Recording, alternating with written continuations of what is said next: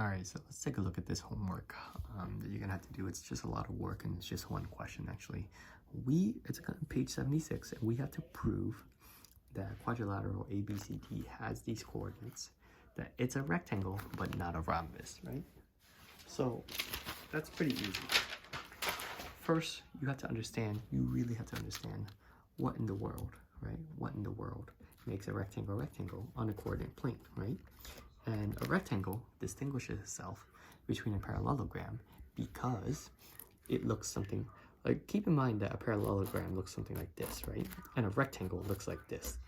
So you need to really look at this distinction and be like, oh yeah, rectangles have 90-degree angles, right? So in order for us to prove that it's a rectangle, the next 4 questions has to prove the slopes, right?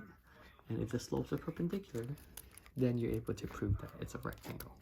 Now, how do you prove that it's not a rhombus? Well,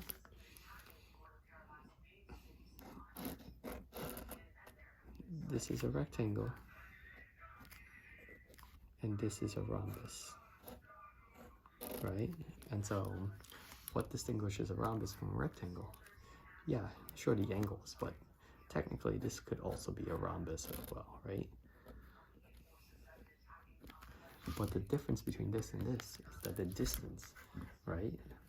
So in order to prove that's not a rhombus, you have to prove that this, and this, and this are not equal. And that's how you would go about doing it. So then, for the next 4 questions, like 5, 6, 7, and 8, you're gonna have to prove the distance of AB, BC, CD, and AD as well.